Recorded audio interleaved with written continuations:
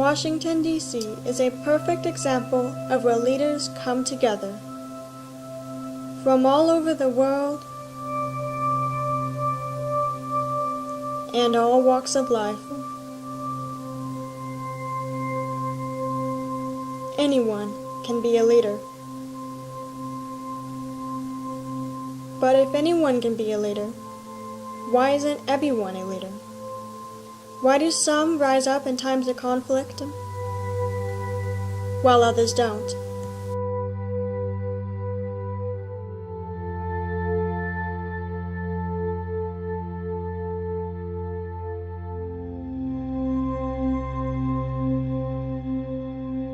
Throughout the history of our country, so they were taking action, right? They were very much taking action. But from the very beginning, our forefathers were fighting for freedom from England, so they were instrumental in that.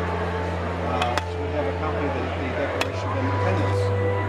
This is a copy of the Bill of Rights showing the first 10 amendments when it was being negotiated through Congress.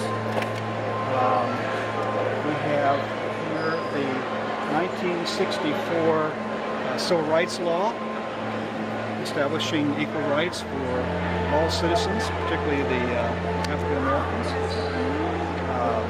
Women's voting rights. First Susan B. Anthony, and then followed up by Alice Paul, who was very instrumental in getting women's right to vote through. It was approved in 1920 in the 19th Amendment. Is that right? 19th Amendment. So we have an expression in this country that people like their piece of the pie. Some people were able to get their piece of the pie and some were not. So they fought for freedom to get their piece of the pie. So, I have a question. Yes. Do you believe our nation lives up to its standard of representation?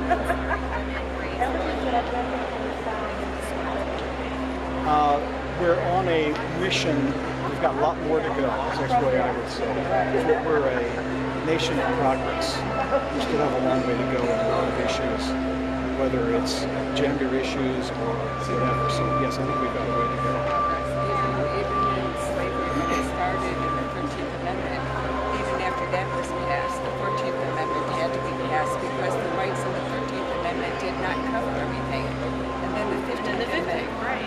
So, and then the civil rights, because it is a continuous thing. But that's what that's what our country's about, is being able to have these freedoms to say whatever we want to say and to change things when they're not right.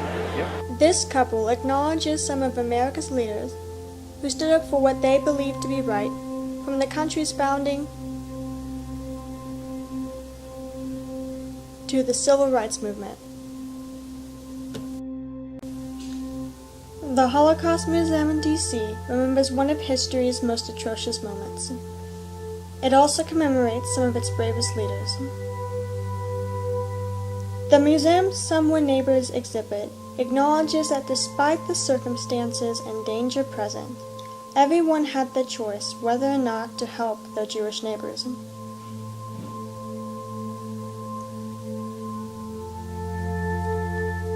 In times of extreme turmoil, even the smallest acts of defiance become great feats of heroism. Leaders are those who stand up for what they think is right and do not sit idly by while others are being hurt.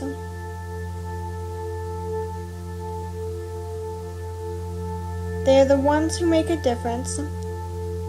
They are the ones who give a voice to those who have none.